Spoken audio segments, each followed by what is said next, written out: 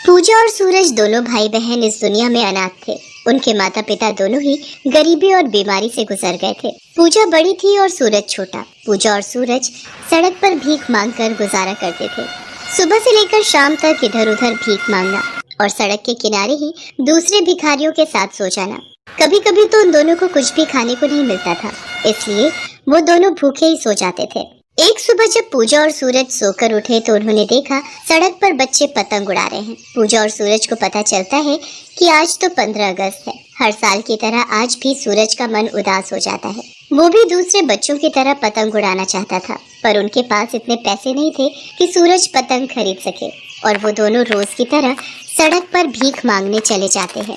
तभी सूरज को सड़क पर गिरी हुई एक पतंग दिखाई देती है। वो दौड़कर उसे उठा लेता है। देखो दीदी, मुझे पतंग मिली।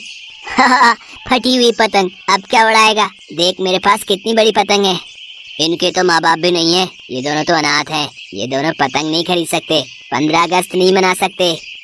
सूरज रोने लगता है। पूजा उसे चुप कराती है। तू चिंता मत कर मेरे भाई, ये पतंग फटी हुई है तो क्या हुआ? आज जो भी पैसे इकट्ठा होंगे उनसे मैं तुझे पतंग खरीद कर दूंगी, ठीक है?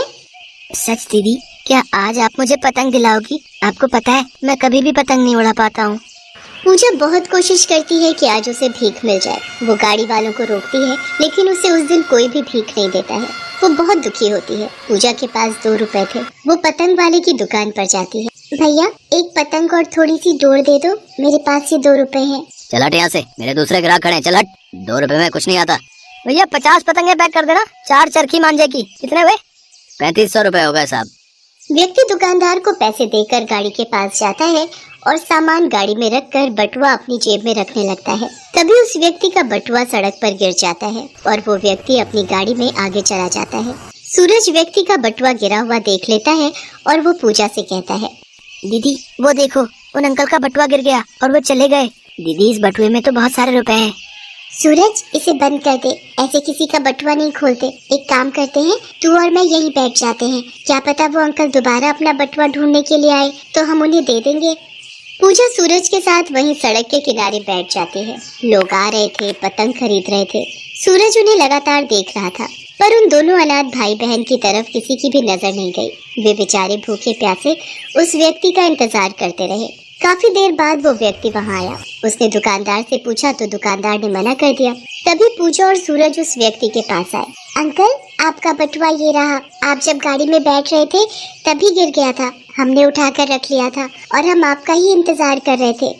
व्यक्ति ने अपना बटुआ देखा, उसमें रुपए वैसे के वैसे ही रखे हुए थे। कुछ देर तक वो व्यक्ति उन बच्चों को देखता रहा, सोचता रहा। बच्चों की ईमानदारी देखकर व्यक्ति हैरान था। बच्चे उसका पर्स लेकर भाग भी सकते थे, पर वो वहीं बैठे रहे जब तक वो वहाँ नहीं आया। बच्चों, तुम बहुत अच्छे हो। अच्छा, अपना नाम बताओ। तुम लोग कहाँ रहते हो और तुम्हारे माता पिता कहाँ हैं? अंकल, मेरा नाम पूजा है और ये मेरा भाई सूरज है। हमारे माँ पापा नहीं है, वो 2 साल पहले मर गए। तब से हम दोनों सड़क पर ही रहते हैं और भीख मांगकर गुजारा करते हैं। पूजा की दर्द भरी बातें सुनकर व्यक्ति भावुक हो जाता है और वो पूजा और सूरज को गाड़ी में अपने साथ घर चलने के लिए कहता है। चलो बच्चों, आज 15 अगस्त है, तुम मेरे साथ मेरे घर चलो। वहाँ तुम दोनों मेरे साथ पतंग उड़ाना और खूब मजे करना। सच अंकल, हम आपके साथ पतंग उड़ा सकते हैं? हाँ बेटा, चलो आओ मेरे साथ गाड़ी में बैठो। व्यक्ति पूजा और सूरज को अपने घर ले जाता है। व्यक्ति की पत्नी बच्चों के लिए खाना लगाती है। पूजा और सूरज दोनों पेट भरकर खाना खाते हैं। ना जाने वे दोनों कब से भूखे थे और उन्होंने ऐसा खाना कब से नहीं खाया हो। उनके चेहरे से साफ झलक रहा था। विनोद, ये बच्चे कितने मासूम बच्चे हैं। सचमुच इन्हें देखकर बहुत तरस आता है। हाँ पूनम, मासूम भी और ईमानदार भी। वैभव बेटा, पूजा और सूरज को टेरिस पर ले जाओ। मैं थोड़ी देर में पतंगे और चरखी लेकर आता हूँ, फिर हम सब मिलकर पतंग उड़ाएंगे। ओके पापा। चलो पूजा, चलो सूरज, मैं तुम्हें अपने टेरिस पर लेकर चलता हूँ। विनोद, आपके बॉस ने जो अनाथ आश्रम खुलवाया है, अगर हम पूजा और सूरज को भी उसी अनाथ आश्रम में दाखिल करवा दे तो इन दोनों बच्चों का भविष्य बन जाएगा। ऐसे सड़कों पर भीख मांगकर इनका जीवन बर्बाद हो जाएगा। अनाथ आश्रम में रहेंगे तो वहाँ पढ़ लिख कर ये दोनों अपना भविष्य तय कर सकते हैं और कभी कभी हम इन दोनों से वहाँ मिल भी आया करेंगे, जैसे हम हर महीने अनाथ आश्रम के बच्चों से मिलने जाते हैं। हाँ पूनम, तुमने अच्छा याद दिलाया। मैं कल ही सर से इस बारे में बात करता हूँ। सब मिलकर पतंग उड़ाते हैं। पूजा और सूरज दोनों बहुत खुश थे। अगले दिन पूनम पूजा और सूरज को शॉपिंग पर ले जाती है और उन्हें अच्छे अच्छे कपड़े और खाने का सामान खरीद देती है। विनोद अपने बॉस से बात करता है और पूजा और सूरज को अनाथ आश्रम में दाखिल करवा देता है। अनाथ आश्रम में अपनी उम्र के बच्चों को देखकर पूजा और सूरज बहुत खुश होते हैं। वहाँ उनके खेलने के लिए खिलौने, पढ़ने के लिए किताबें और खाने के लिए भोजन की सारी सुविधाएं थी। कहते हैं ईमानदार व्यक्ति सदैव तरक्की के रास्ते पर ही चलता है। पूजा और सूरज दोनों को उनकी ईमानदारी का फल मिल गया। साथ ही साथ विनोद ने भी उनकी भलाई सोचकर दोनों अनाथ बच्चों के भविष्य को उज्जवल बना दिया।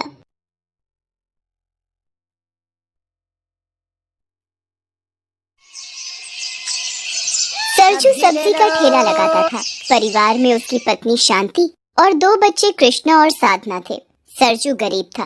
सब्जी बेचकर उसकी जो भी कमाई होती थी उससे घर और ठेले का किराया भी देना होता था। इसलिए कई बार वो चाहकर भी पत्नी और बच्चों की इच्छाएं पूरी नहीं कर पाता था। शांति, तुम भी कितनी बदनसीब हो। देखो ना, मैं तुम्हें शादी के बाद कोई सुख ही नहीं दे पाया। आप ऐसा क्यों सोचते हो जी? आप मेरे साथ हो, बस मुझे और कुछ नहीं चाहिए। बाकी भगवान पर विश्वास रखो। दुख के बाद हमारे सुख के दिन अवश्य आएंगे। अच्छा, तो मुझे कुछ खाने को दे दो भाई। वो 1-2 घर सब्जी के नए बंधे हैं, तो समय से बेचने जाओ तो वो मेरे से ही खरीद लेते हैं। सरजू सब्जी का ठेला लेकर निकल पड़ता है। वो मोहल्लों में जा जाकर सब्जियां बेचा करता था। कौशल्या नाम की एक बड़ी उम्र की महिला सरजू से ही सब्जी लेती थी। उसे पता था कि सरजू के आने का समय हो रहा है, इसलिए वो दरवाजे पर ही उसकी प्रतीक्षा करती थी। सब्जी ले लो, आलू, प्याज, भिंडी, तोरी, करेला, ककड़ी, खीरा, गोभी ले लो। अरे सरजू, आज बड़ी देर कर दी आने में। कब से प्याज लेने के लिए खड़ी हूँ। दाल को तड़का लगाना है। ला जल्दी से 1 किलो प्याज दे दे। और सुन, कल जरा ताजी सब्जियाँ दे जाना। परसों फिर 15 अगस्त है, तू आएगा नहीं। अभी देता हूँ माता जी, ये लो। सरजू कौशल्या को सब्जी देकर आसपास के सारे मोहल्लों में घूमता था। सारा दिन सब्जी का ठेला लिए वो घूमता रहता था और शाम को थका हारा घर आता था। अब तू क्यों रोने लगा? क्या हुआ है? माँ, मेरी पूरी पतंग फट गई। चिपकाया तो उड़ ही नहीं रही है। मुझे 15 अगस्त पर नई चरखी और पतंग दिलवाओगी ना? कृष्णा, अभी तेरे पापा आ गए हैं। वो हाथ मुंह धो रहे हैं। उनके सामने पतंग और चरखी की कोई बात मत करना। वैसे भी वो पूरे दिन के थके हुए आते हैं। अब रोना बंद करो। सरजू खाना खाने बैठ जाता है। क्या हुआ कृष्णा, रो क्यों रहा है बेटा?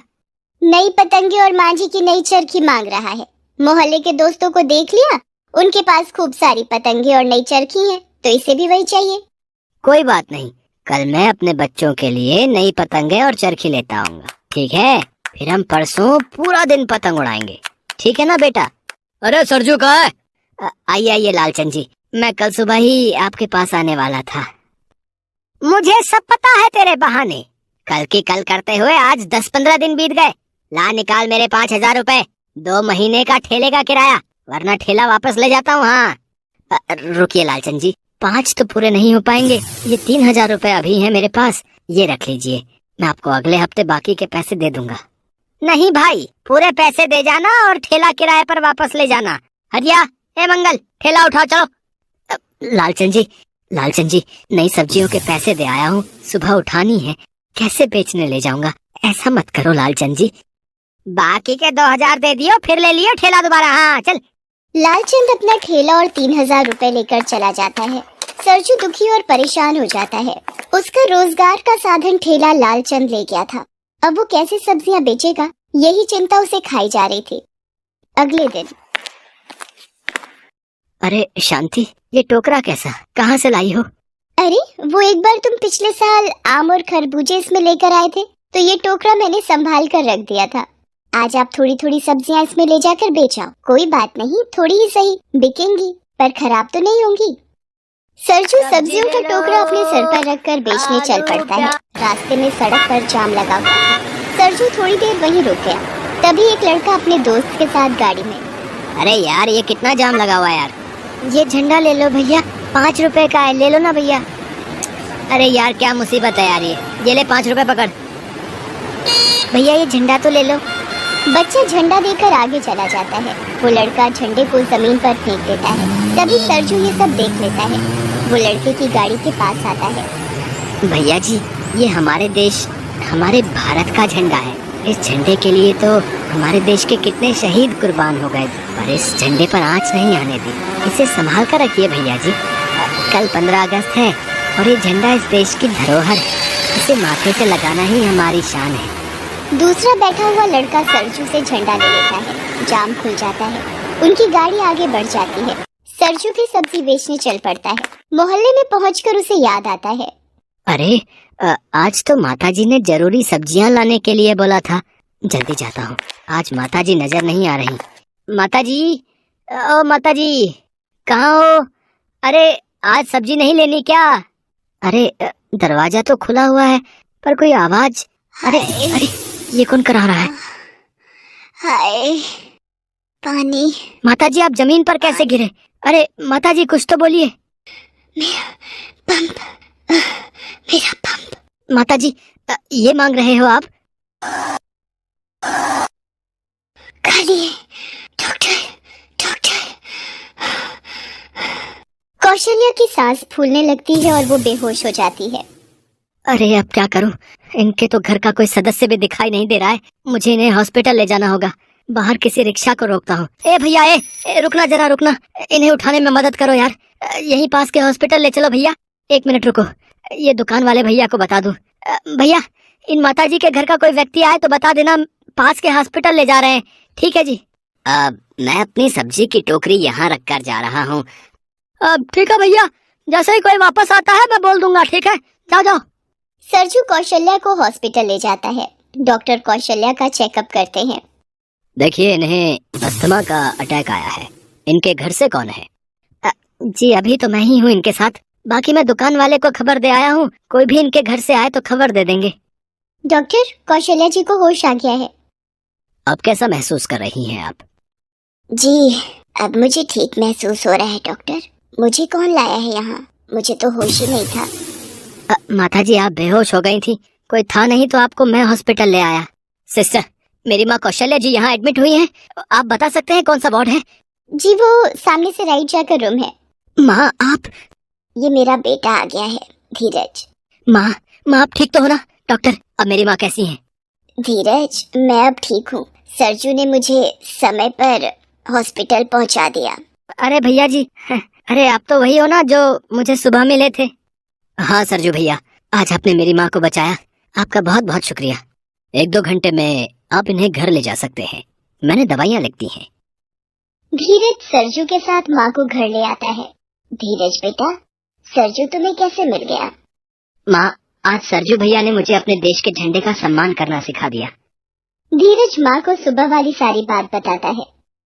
अरे हाँ, कल तो 15 अगस्त है, पर तू तो ठेले पर सब्जी लाता है। सरजू, आज तेरा ठेला कहाँ है? माताजी वो किराया पूरा नहीं दे पाया, इसलिए उसका मालिक ठेला वापस ले गया है। अरे माँ, मेरा वो दोस्त है ना अनिल, उसके पापा ठेला वगैरह ही बेचने का होलसेल का काम करते हैं। अगर हम सरजू भैया को एक नया ठेला खरीद दें तो इनको किराया भी नहीं देना पड़ेगा। हाँ ये ठीक है, तू सरजू को नया ठेला ही दिलवा दे। माताजी ये सब रहने दीजिए। सरजू, तू भी तो मुसीबत के वक्त मेरे काम आया। अब मेरा फर्ज भी तो कुछ बनता है। सरजू भैया, ये कुछ पतंगे और मांझा लेकर आया था। आप कल बच्चों को यहीं ले आइए। मेरे दोस्त भी होंगे, बच्चे भी 15 अगस्त यहीं मना लेंगे। हाँ हाँ सरजू, अपने परिवार को कल यहीं ले आओ। थोड़ी देर बच्चों का भी मन बहल जाएगा। अगले दिन सरजू शांति और बच्चों के साथ 15 अगस्त मनाने आता है। कृष्णा और साधना पतंग देखकर बहुत खुश होते हैं। धीरज कृष्णा और साधना को ढेर सारी पतंगे देता है और उनके साथ मिलकर पतंग उड़ाता है। शांति, तुम मेरी रसोई में जाओ और सबके लिए गरम गरम पूरी छोले बनाओ। आज सब तुम्हारे हाथ के पकवान खाएंगे। शांति सबके लिए पकवान बनाती है। सब मिलजुल कर 15 अगस्त मनाते हैं। सरजू और शांति की आंखें खुशी के आंसुओं से भर गई थी। बच्चों के चेहरे की खुशी बता रही थी कि आज गरीबी की गुलामी से बच्चे आजाद होकर उड़ने को पंख फैला चुके हैं। कौशल्या और धीरज की मदद से सरजू को बहुत